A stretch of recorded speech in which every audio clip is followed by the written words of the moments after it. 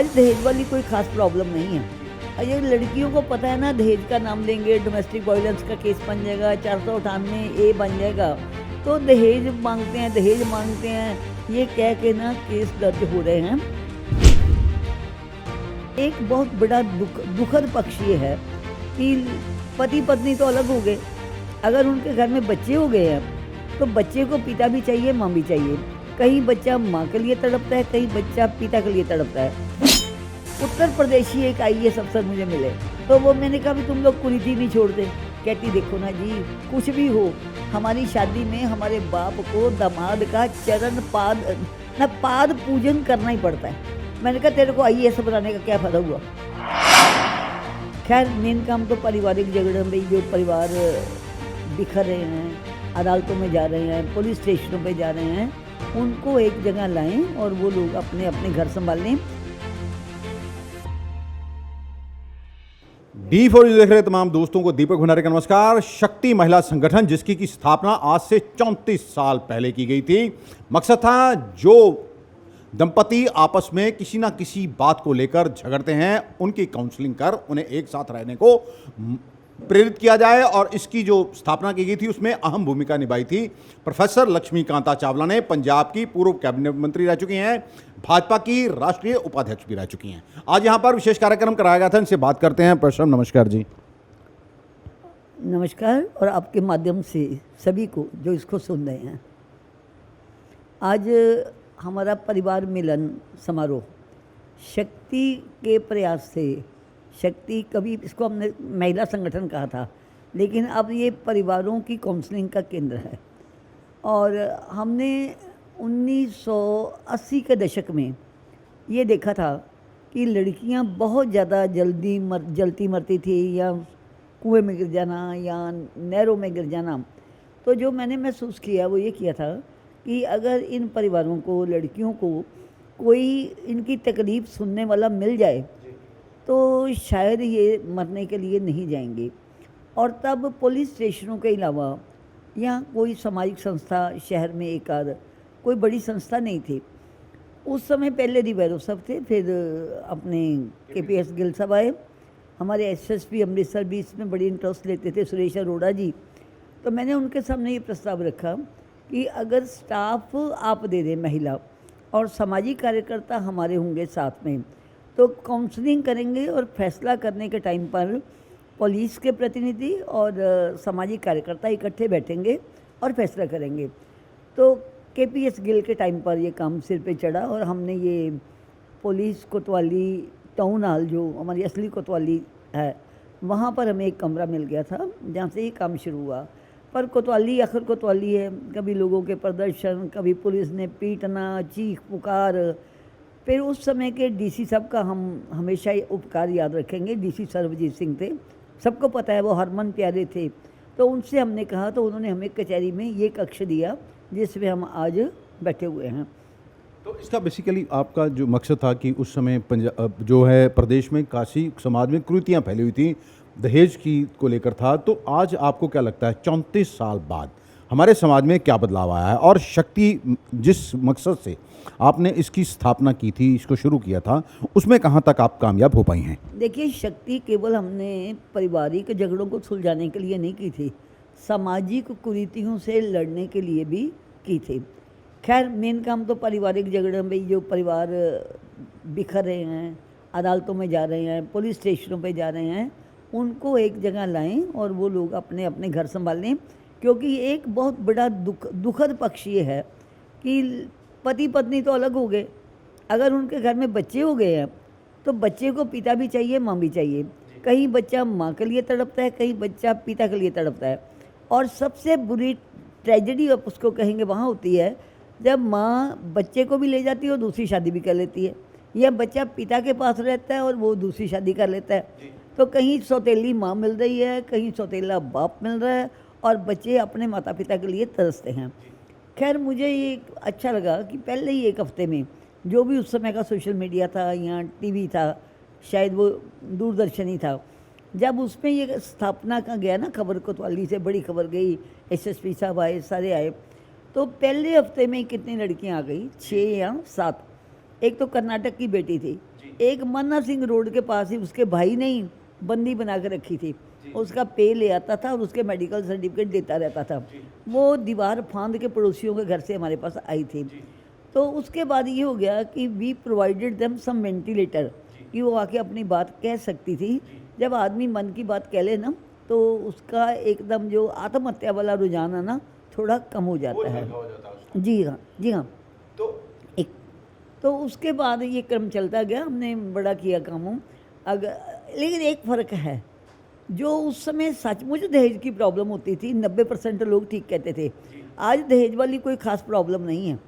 ये लड़कियों को पता है ना, दहेज का नाम लेंगे डोमेस्टिक वायलेंस का केस बन जाएगा, 498A बन जाएगा, तो दहेज मांगते हैं, ये कह के ना केस दर्ज हो रहे हैं। अब कई कारण हो सकते हैं, मेरी अपनी जानकारी है।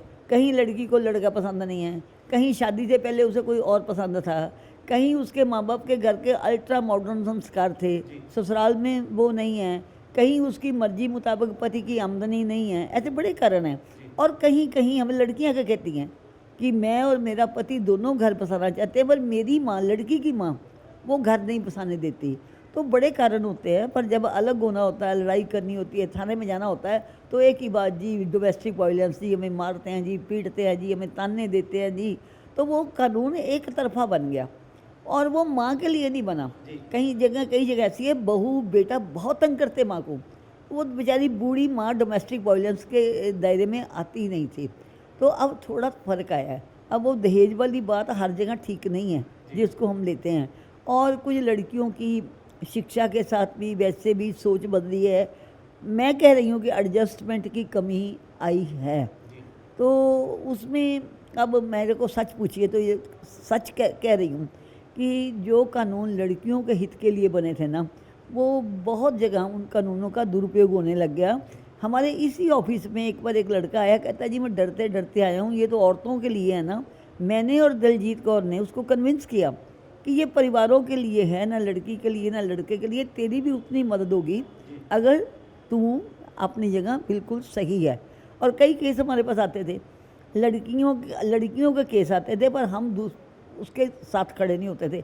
हमें पता लग जाता था, हमारी साथियों की जो सारे सुलझाते हैं केस, नेटवर्किंग भी है और पेशेंस इतनी है कि घंटों घंटों लगाकर कई दिन उनकी बात सुनते हैं। तो जिस मकसद से आपने ये शुरू किया था, ये मकसद तो यही था कि दो परिवारों को बिखरने से बचाया जा सके। आप उस मकसद में आप ये कितना कामयाब हो पाया? देखो, जितने लोग हमारे पास आए हैं, शहर तो बहुत बड़ा है, स्टेट बहुत बड़ा है, उसमें से 90% केस जो है ना वो सॉल्व हो जाते हैं। ये बहुत बड़ी बात है। मेरा पंजाबी सवाल भी किते ना किते इन्हां दी ईगो क्लैश करदी है जी आपस ਜਦੋਂ ਹੁੰਦਾ ਹੈ।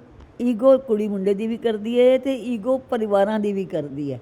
ਕਈ ਵਾਰੀ ਲੜਕੇ ਲੜਕੀ ਦਾ ਯਾਨੀ ਪਤੀ ਪਤਨੀ ਦਾ ਇੰਨਾ ਝਗੜਾ ਨਹੀਂ ਹੁੰਦਾ ਜਿੰਨਾ ਉਹਨਾਂ ਦੇ ਮਾਪਿਆਂ ਦਾ ਹੁੰਦਾ ਵਾ। ਉਹ ਬਈ ਮੈਂ ਇਸ ਤਰ੍ਹਾਂ ਕਿਹਾ, ਮੇਰੇ ਅੱਗੇ ਕਿਉਂ ਬੋਲਿਆ, ਮੈਨੂੰ ਕਿਉਂ ਕਿਹਾ, ਇਹ ਚੀਜ਼ ਵੀ ਆਂਦੀ ਹੈ। ਮਤਲਬ ਛੋਟੀਆਂ ਜਿਹੜੀਆਂ ਗੱਲਾਂ ਸੁਲਝਾਈਆਂ ਜਾ ਸਕਦੀਆਂ, ਜਿਹਦੇ ਕਰਕੇ ਕਾਉਂਸਲਿੰਗ ਤੁਸੀਂ ਕਾਫੀ ਇਹੋ ਜਿਹੀਆਂ ਛੋਟੀਆਂ ਗੱਲਾਂ ਤੋਂ ਝਗੜਾ ਹੁੰਦਾ ਜਿੱਥੇ ਕੋਈ ਅਨੁਮਾਨ ਹੀ ਨਹੀਂ ਕਰ ਸਕਦਾ। ਇੰਨੀ ਜਲਦੀ ਗੁਆਂਢੀ ਨਹੀਂ ਲੜਦਾ ਜਿੰਨੀ ਜਲਦੀ ਕੁੜਮ ਲੜ ਪੈਂਦੇ ਨੇ। अच्छा, कुछ देखो समाज पढ़ाई अगे काफ़ी हुन ਜਿਹੜੀਆਂ लड़कियां शिक्षित भी हो रही हैं, हुन लगता कुछ बदलाव 34-35 सालों च कुछ बदलाव भी है। देखो, बदलाव तो ये आया कि 498A जो महिलाओं के हित के लिए बना था, शोषण, अब वो लड़के वालों का शोषण उससे होने लग गया। और भारत के सुप्रीम कोर्ट ने भी कह दिया है कि वो कन्विंस्ड है अब कि 498 ने कहीं तो पूरे मेरे पास जलंधर हाँ, एक जेल में गई मैं मिनिस्टर के नाते, तब जेलों में बहाने से जाती थी, मेडिकल कैंप भी लगाती थी और उनकी हालत भी देखती थी। एक परिवार की सास, ससुर, देवर, जेठ और जो देवरानी उस झगड़े से 2 महीने पहले विवाह के आई थी, वो सब जेल में थे। अब ये हो गया थोड़ा कि एक तो गेस्टेड ऑफिसर इंक्वायरी करेगा और एक अगर लड़की 25 दाम लिखा देती है तो 25 के 25 ही जाएंगे अंदर, उसमें थोड़ी जांच होगी। और मेनली तो लड़के से झगड़ा होता है या माता पिता से, और कहीं कहीं ये झगड़े उतने होते नहीं जितने ये पुलिस केस बन के। और मैं एक बात बिल्कुल दावे से कह रही हूँ कि ये जो तब गिल्ड साहब ने कहा था कि चावला अगर तुम्हारा ये सेंटर कामयाब हो गया तो मैं हर ज़िले में खोलूँगा, और हर ज़िले में खुल तो गए, लेकिन वो धीरे धीरे पुलिस थाने बन गए, काउंसलिंग वाले नहीं रहे, उसमें सोसाइटी के सोशल वर्कर्स का कोई योगदान नहीं रहा। और वहाँ सिफारिश आती है, पुलिस अफसरों की भी आती है और पॉलिटिशियन की भी आती है। एक आज नेशनल फैमिली हेल्थ का जो सर्वे रिपोर्ट आई है उसमें आया कि जो 59% जो महिलाएं हैं आज भी वो बाहर, घर से बाहर या अस्पताल या और किसी काम के लिए बाहर जाने की उन्हें अकेले इजाज़त नहीं है। हम 21वीं सदी में जी रहे हैं। अकेले इजाज़त है। हमारे अनगढ़ के स्कूल में लड़की आती थी, शादीशुदा थी, उसकी सास उसे छोड़ने आती थी। सास नहीं आ सकती तो जेठानी आती थी, और जिससे दोनों ना आ सकें उसकी स्कूल में गैर हाजिरी होती थी।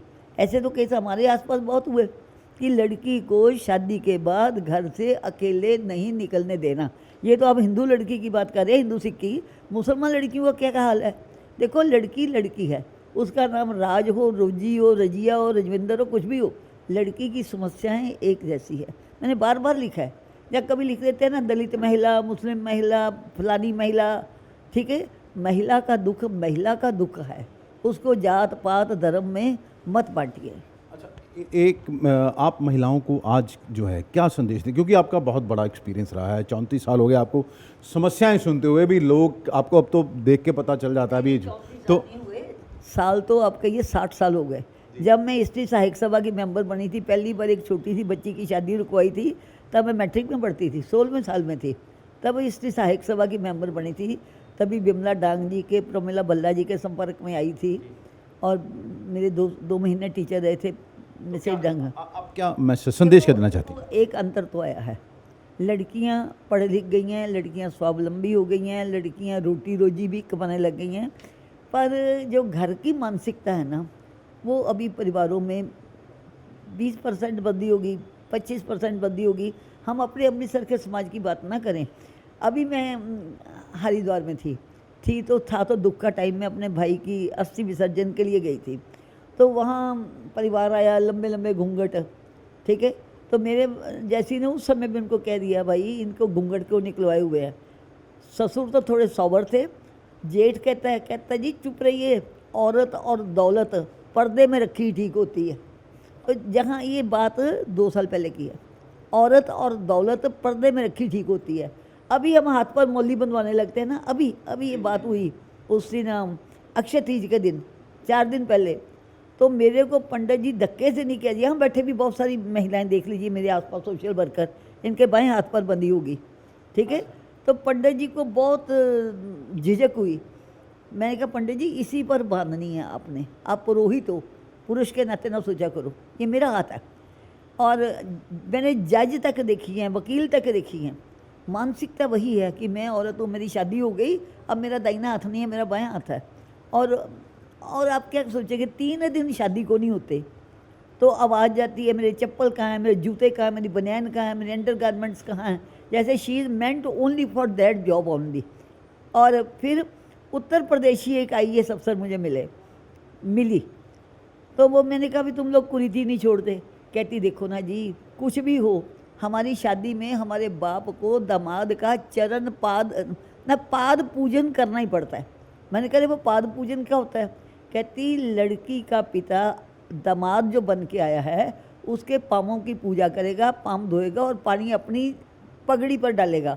मैंने कहा तेरे को IAS बनाने का क्या फ़ायदा हुआ? अगर तू भी IAS, तेरा पति बन रहा है वो भी IAS, और IAS का बाप भी अगर उसके पाँव धो के अपनी पगड़ी को ऊपर डालेगा तो तेरे पढ़ने लिखने का, तुझे पढ़ाने का तेरे बाप को क्या फ़ायदा? नहीं जी नहीं, रीति रिवाज तो मानने पड़ते हैं ना। अभी इस बंधन से जो महिलाओं को निकालना है ना, अब आरती देखिए, आरती होती है ना, शंकर भगवान की हो, लक्ष्मी माता की हो, कहते हैं जो नर गावे, यानी आरती जो पुरुष गाएगा, तो महिलाएं केवल ढोलकी बजाने के लिए हैं, वो ढोलकी बजाएं, लंगर बनाएं। और अभी भी हम महिलाओं को वो जगह बिल्कुल नहीं मिली हुई है। तो बात तो बराबरता की कर रहे हैं, कहाँ बराबर है बताओ? देखो, हमें जो संविधान ने दिया है ना, उस पर हम बराबर हैं। हम अपना अधिकार नहीं लेते। मैं पार्षद बन गई, मेरा पति पार्षद पति बनकर घूमता है, इसमें कमी मेरी है, संविधान की तो नहीं। संविधान ने सब दिया, धर्म ने कुछ नहीं दिया। धर्म हमें मुख्य पुजारी नहीं बना सका, धर्म हमें मुख्य मौलाना नहीं बना सका, धर्म हमें मुख्य पोप नहीं बना सका, धर्म हमें किसी मंदिर में बड़े श्रेष्ठ पुजारी बना के, पुरोहित बना के नहीं बिठा सका। वैसे शाबाश विश्व हिंदू परिषद का, वो आजकल महिला पुरोहितों को भी ट्रेनिंग दे रहे हैं। तो देखिए, मैंने आपने धर्म की बात करी है, धर्म पर एक सवाल है। देखिए, धर्म पर आज भी भारत में लोग लड़ रहे हैं, तो बात हम करते हैं विश्व गुरु बनने की। नहीं देखो, गुरु अगर सचमुच गुरु हो तो गलत को गलत, ठीक को ठीक कहेगा। लेकिन पूरी दुनिया में अब देखो ना, रूस का झगड़ा है, लड़ाई है, कहर हो रहा है। अब वो जो बूचो एक शहर है ना, बूचो शहर के एक तहखाने में 25 लड़कियां मिली हैं, नंगी रखी, बार बार उनकी इज्जत लूटी, कुछ को मार दिया, कुछ जिंदा है। पोप फ्रांसिस ने अपील की है ना, लेकिन धर्मगुरु के पास इतनी ताकत ही नहीं है। और वैसे मुझे धर्मगुरुओं से बहुत बड़ी शिकायत है। मैं उनको ये कहती हूँ, भाई हमें स्वर्ग जाने का रास्ता ना बताओ, हमें दफ्तर से घर सेफ जाने का और घर में सेफ रहने का कोई रास्ता बताओ। पता क्या होता है, आज कितने बच्चे नशे से मर रहे हैं पंजाब में। मैंने अपील की है, रिपीटेडली की है कि अगर इतने संत हैं, सिख संत हैं, सिख हिंदू दो कहने में भी तो मुझे कष्ट होता है, मेरा ही परिवार है, ठीक है। सिख संत हैं, हिंदू संत हैं, जैन संत हैं, बौद्ध संत हैं, आर्य समाजिस्ट हैं, क्रिश्चियन हैं, मुसलमान हैं। अगर सारे एक एक गांव संभाल ले, दो दो गांव संभाल ले, तो ये नशे वाले काबू नहीं आ सकते। वो अपने केंद्रों से निकलते ही नहीं, निकलेंगे तो कथा करने के लिए निकलेंगे, उससे ज़्यादा करते ही नहीं। इस बारे में आपने लिखा भी बहुत लिखा है, सोशल मीडिया से भी लिखा है। भाई साधु कहते ऐसा चाहिए, साधु वो चाहिए जो चलता चले। साधु तो चलता बोला जैसे गंगा नीर। मठ बना के एक जगह बैठना, और मुझे तकलीफ़ होती है कई बार, मठ के बाहर, मंदिर के बाहर लोग भूखे मर रहे होते हैं, अंदर 56 भोग चल रहे होते हैं। लेकिन नशों के लिए नशे रुक सकते हैं, रिश्वत रुक सकती है अगर हर गांव में 2 संत, किसी भी संप्रदाय के संत होता है, अगर वो सचमुच संत है तो बैठ जाए, निगाह रखें, नौजवान शक्ति को तैयार करें, महिलाओं को तैयार करें। अभी किसान मोर्चा लगा ना, महिला, बच्चे, जवान, लड़कियां, लड़के सब गए हैं ना। अगर एक एक गांव की पॉपुलेशन कितनी होती है? पंजाब में मेरा ख्याल है 12,000 कुछ 100 पंचायतें हैं और लाखों संत हैं। आपको पता है 1981 में मैंने सुना था कि 1 करोड़ रजिस्टर्ड संत है भारत साधु समाज के। उसके बाद तो बड़े हैं ना, कितने संप्रदाय हमारे, राधा स्वामी हैं, निरंकारी हैं, नामधारी हैं, पता नहीं कितने कितने डेरे हैं, बाबे हैं, कितने हैं, ठीक है। अगर ये सब मार्केट में आ जाएं तो कहाँ नशा बिकेगा? कौन सा पुलिस वाला रिश्वत लेके छोड़ेगा? और कौन सा अच्छा पुलिस वाला अगर काम करेगा तो उसको कौन तंग करेगा? समाज को जागृति चाहिए। अब ये जागृति कमरों में बैठ के नहीं हो सकती, भाषण करके नहीं हो सकती, कथा करके नहीं हो सकती, ये फील्ड में निकल के हो सकती है। मेरा अंतिम सवाल है, थोड़ा हटके है। आप लंबे आज अभी इस इंटरव्यू का अंतिम सवाल, इसी इंटरव्यू का अंतिम सवाल ये है कि आप लंबे समय तक राजनीति में रहे हैं। अभी हाल ही में पंजाब में नई सरकार बनी है, आम आदमी पार्टी की, भगवंत मान मुख्यमंत्री बने हैं। इनके कार्य आप इनके कामों को कैसे देखते हैं? नशा बहुत बड़ी समस्या अभी भी है, और इन सब चीज़ों को आप कैसे देखती हैं, और आप एक सुझाव क्या देना चाहती हैं? एक उसकी मैं आपकी तारीफ भी करूंगा। आपने अभी जब सभी ने विरोध किया कि पेंशनें बंद क्यों हुई विधायकों की, आप उसके समर्थन में आई और आपने ये भी कहा कि पेंशन बंद हुई, एक पेंशन ही मिलनी चाहिए, और जो ये लोग विदेशों में अपने इलाज के लिए जाते हैं वो भी बंद होना चाहिए। देशों में भी, देश में भी, MLA, MP, सांसद, मिनिस्टर, एक्स मिनिस्टर, ये इनके डिपेंडेंट परिवार, माता पिता, बच्चे, पत्नी, बच्चे जो बालिग नहीं हैं, वो बीमार हो जाएं तो उनका इलाज करने के लिए अमृतसर से अमेरिका तक जाइए, जितना मर्जी खर्च करिए। क्या मतलब है इसका? जिन्होंने मुझे वोट दिए वो तो सिविल अस्पताल में भी इलाज ना करा पाएँ, और मैं क्योंकि एक बार MLA बन गई, बड़ी टोर हो गई मैं, मेरे लिए ट्रेजरी से पैसे निकल रहे हैं करोड़ करोड़ रुपया, और मैं अमेरिका जाके इलाज कराती हूँ। कोई तुक है? कहाँ रही कानून के सामने हमारी समानता? संविधान के सामने कहाँ समानता रह गई? इसलिए हालांकि देखिए, अगर मैंने कहा है कि ये पेंशन, मैंने पहले भी लिखा है, पहले भी लिखा है कि ये पेंशनें वगैरह उनको दो, जो BSF के जवान हैं, ITBP के हैं, उनको दो। हमें किस बात की देते हो? अगर सारे MLAs का सर्वेक्षण करोगे शायद कोई एक और मेरे जैसा निकलेगा।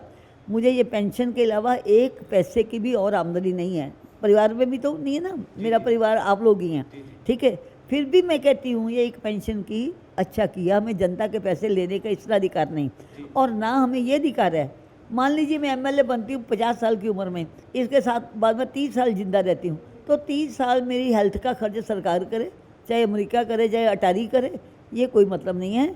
ये आवाज़ सबको उठानी होगी कि भाई कोई MLA है या नहीं है, सरकारी अस्पताल में उनको इलाज की सारी सुविधा मिले, मुफ्त मिले, लेकिन उसके बाद अगर इलाज प्राइवेट अस्पताल में कराना है, देश में विदेश में कहीं भी, तो वो अपनी कमाई से कराए, उसको सरकार के फंड से यानी जनता का पैसा नहीं मिलना चाहिए। तो सुझाव क्या देना चाहते हैं आप?